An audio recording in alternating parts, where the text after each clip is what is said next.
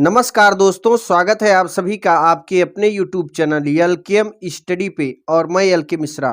तो दोस्तों आज का यह वीडियो लेक्चर आपके लिए बहुत ही धमाकेदार होने वाला है, क्योंकि इस वीडियो में हम आपको 2019 में आया हुआ क्वेश्चन सॉल्व करवाएंगे।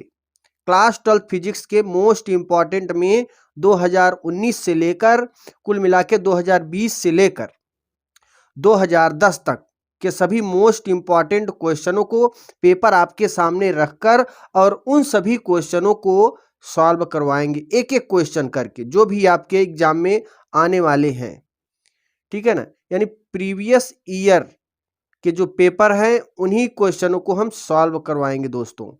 तो यहाँ पे आप देख रहे हैं भौतिक विज्ञान 2019 का पेपर है और इसका जो संकेतांक है वो 346 FG पेपर से है। ठीक है ना, तो अब देखिए ये क्वेश्चन लेते हैं। इसमें से 3 नंबर का क्वेश्चन है। एक क्वेश्चन ये बताएंगे आपको और एक क्वेश्चन हम आपको ये सिद्ध कराएंगे। ठीक है ना, ये आपके चैप्टर 9 से है। ठीक है, किरण प्रकाशिकी एवं प्रकाशिक यंत्र, और ये चैप्टर 4 से है। ठीक है, तो सबसे पहले आपको इसको हम बताते हैं। इसके बारे में एम्पियर का परिपथी नियम लिखिए और इसकी सहायता से लंबी धारावाही परिनालिका के केंद्र में उत्पन्न चुंबकीय क्षेत्र की तीव्रता ज्ञात करनी है। ठीक है, तो चलिए शुरू करते हैं। देखिए यहाँ पे दोस्तों, यहाँ पे मैंने बाकायदे इसका नोट्स बनाया है। अगर आपको नोट्स चाहिए, ठीक है, तो हमारे एलकेएम स्टडी के बैनर पर नंबर लिखा गया है, WhatsApp number. Hand retain notes आपको मिलेगा। अब बहुत ही आसान शब्दों में लिखा गया है। ठीक है, और उसमें आप व्हाट्सएप नंबर पे आप अपना कुछ एड्रेस वगैरह लिख के भेजिए। आपको अगर नोट्स चाहिए तो व्हाट्सएप नंबर पे अपना बात करिए, उसके बाद जो भी फीस होती है उसको पे करिए, फिर अपना ले लीजिए PDF। ठीक है, तो देखिए यहाँ पर लिखा हुआ है एम्पियर के परिपथी नियम। दोस्तों एम्पियर का परिपथी नियम क्या है? किसी बंद परिपथ की सीमा के अनुदिश बंद परिपथ क्या होता है दोस्तों? बंद परिपथ का मतलब है कि ये है बंद परिपथ, closed circuit. Okay, closed circuit, ये बंद परिपथ, इसके सीमा के भीतर। अब देखिए इसके सीमा के भीतर का मतलब इसके सीमा के अनुदिश ये हमारा क्लोज्ड सर्किट है। जैसे इसमें धारा फ्लो कर रही है दोस्तों, तो इसके सीमा के अनुदिश रेखीय समाकलन, यहां देख रहे हैं, सीमा के अनुदिश चुंबकीय क्षेत्र का रेखीय समाकलन पृष्ठ द्वारा घिरी हुई धारा के म्यू नॉट गुना होता है। यानी किसी बंद परिपथ के सीमा के अनुदिश चुंबकीय क्षेत्र का रेखीय समाकलन, यहां देख रहे हैं, यहाँ पे इंटीग्रेशन है, समाकलन है, और आप ये जो आप गोला यहीं पे देख रहे हैं, इसका मतलब है closed circuit. C for circuit भी यहाँ लिख सकते हैं। ये क्लोज्ड है और ये सर्किट है। तो किसी बंद परिपथ मैंने बना दिया, क्लोज्ड, C फॉर सर्किट। अनुदिश माने अभी जो मैंने एक आपको सर्कल बनाया है, इसके अनुदिश कोई धारा बह रही है। ठीक है, का रेखीय समाकलन, रेखीय मतलब थोड़ा दूरी चलेगा तो रेखीय समाकलन DL, मान लीजिए धारा यहाँ से यहाँ तक चला तो इसे कहेंगे रेखीय समाकलन। ठीक है, मान लीजिए थोड़ी दूरी चलेगा तो DL दूरी चला, और टोटल चलेगा तो 2πr डिस्टेंस पर चलेगा। तो कुल मिला के रेखीय समाकलन द्वारा घिरी हुई धारा, ये इस पर जब धारा फ्लो करेगी तो ये धारा से घिर जाएगी। घिरी हुई धारा का म्यू नॉट, यानी म्यू नॉट I के गुना होता है। तो कुल मिला के एम्पियर का जो परिपथी नियम है दोस्तों, वो यही है। किसी बंद परिपथ के सीमा के अनुदिश चुंबकीय क्षेत्र का रेखीय समाकलन द्वारा घिरी हुई, ठीक है, ये रेखीय समाकलन पृष्ठ द्वारा घिरी हुई धारा के म्यू नॉट गुना होता है। तो ये सूत्र बन जाता है। ठीक है, कभी कभार 1 नंबर में केवल एम्पियर के परिपथी नियम का सूत्र लिखने के लिए आ जाता है, तो आप इसी को लिखेंगे। ओके, अब देखिए हम केस फर्स्ट में लेते हैं। केस फर्स्ट में वृत्तीय पथ के लिए, तो दोस्तों यहाँ पर वृत्तीय पथ के लिए क्या है? For circular route, only for circular route के लिए हम एक फार्मूला सिद्ध करेंगे। तो यहाँ पर लिखा हुआ है ऋजुरेखीय धारावाही चालक से दूरी मान लेते हैं। यहाँ पे देखिए एक फिगर मैंने ड्रा किया है। ऋजुरेखीय धारा से ये कोई तार है। जब आप इस तार में धारा प्रवाहित करोगे तो इसके चारों ओर चुंबकीय क्षेत्र होगा। जैसे ये मान लीजिए हमारा कोई वायर है दोस्तों, ठीक है। अब इसमें जैसे ही आप धारा फ्लो कराओगे तो इसके चारों ओर चुंबकीय क्षेत्र, विद्युत क्षेत्र उत्पन्न होगा, और वही जो विद्युत क्षेत्र है वो क्या बन जाता है, चुंबकीय क्षेत्र। क्योंकि इसके क्षेत्र में अगर आप जाएंगे तो ये आपको आकर्षित करेगा और या फिर प्रतिकर्षित करेगा। आकर्षण और प्रतिकर्षण का गुण बन जाता है इलेक्ट्रिक फ्लो के कारण। ओके, तो जैसे इसमें हम विद्युत धारा प्रवाहित करेंगे तो इसके स्मॉल r दूरी पर मान लेते हैं चुंबकीय क्षेत्र उत्पन्न होता है। ठीक है, स्मॉल r दूरी पर चुंबकीय क्षेत्र उत्पन्न होता है। और मान लेते हैं कि ये पूरा एरिया में धारा न बहकर थोड़ी सी एरिया में धारा बह रही है, और उसकी मान लेते हैं थोड़ी सी एरिया में चुंबकीय क्षेत्र उत्पन्न हो रहा है, और उसका नाम है डेल्टा यल। ठीक है, अब आगे है एम्पियर के परिपथी नियम से, एम्पियर के परिपथी नियम के वाम पक्ष से, यानी जो यहाँ पे मैंने एम्पियर का परिपथी नियम आपको दिखाया है, इसका लेफ्ट हैंड साइड लेते हैं। ओके, लेफ्ट हैंड साइड जब लोगे दोस्तों तो क्या करोगे कि ये आप एक सूत्र पढ़े हैं यहाँ पे, integration of vector b dot vector d l. ध्यान देना दोस्तों, क्लास 11th में आपने सदिश अदिश में पढ़ा था। ठीक है, चैप्टर 3 में, फिजिक्स में चैप्टर 3 में vector a dot vector b बराबर होता है ए बी कॉस थीटा। यानी जब यहाँ पे डॉट प्रोडक्ट होता है दो सदिशों के बीच में, दो वेक्टरों के बीच में, तो उसका सूत्र ये बन जाता है। तो इसी फार्मूले से हम इस चीज को ऐसे लिख सकते हैं। ओके, अब हमने यहाँ पे क्या करा, हमने बी और डीएल के बीच का कोण थीटा है, ये तो क्लियर है यहाँ पे। ओके, अब देखो वेक्टर बी तथा वेक्टर डीएल के बीच का कोण थीटा बराबर 0 है। ये 0 कैसे आ गया दोस्तों, तो 0 कैसे आया, 0 देखिए ऐसा है ना, 0 तब मिलेगा, ये हमारा जो क्षेत्र है, क्षेत्र चारों ओर ना करके मैंने डेल्टा यल डिस्टेंस पे यहाँ से आर और इतने दूर पर क्षेत्र बन रहा है। तो ये जो आप एक सर्कल देख रहे हैं, ये जो सर्कल है ना, ये विद्युत क्षेत्र का सर्कल है।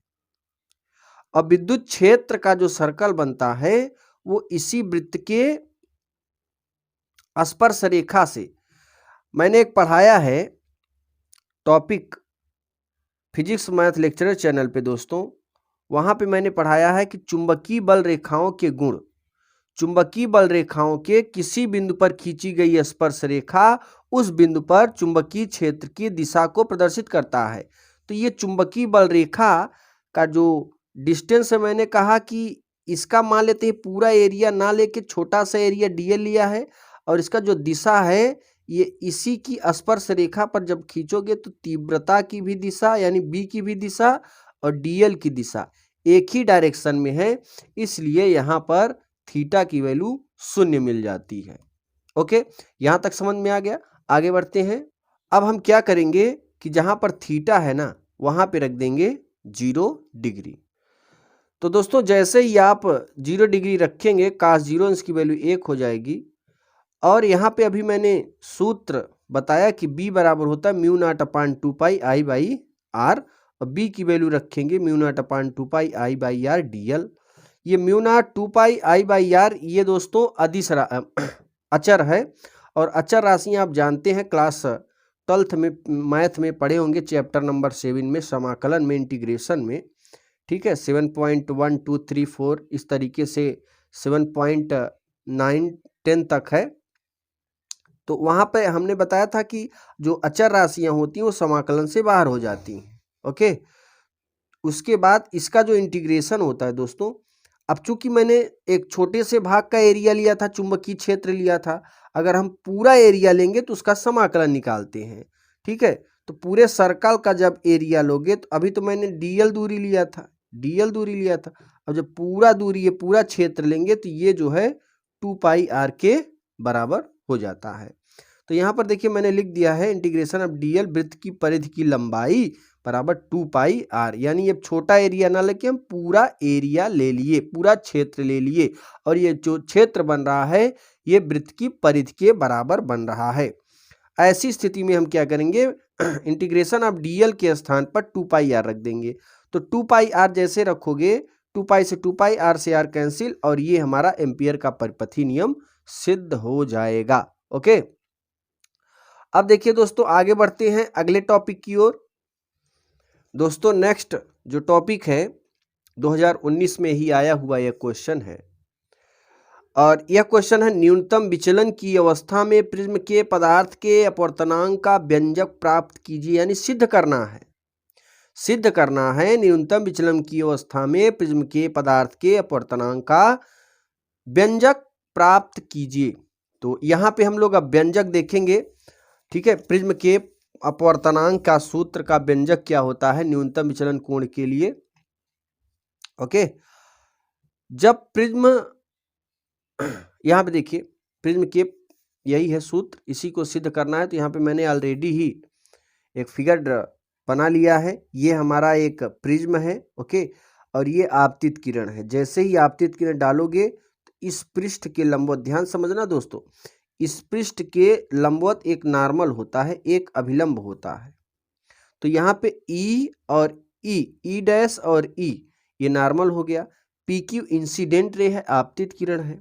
ओके, अब ये जैसे ही प्रिज्म के अंदर प्रवेश करती है तो ये मैंने यहाँ पे अभिलंब बनाया है, तो ये अभिलंब की ओर, ये सीधे ना जाके अभिलंब की ओर झुक जाती है, ठीक है।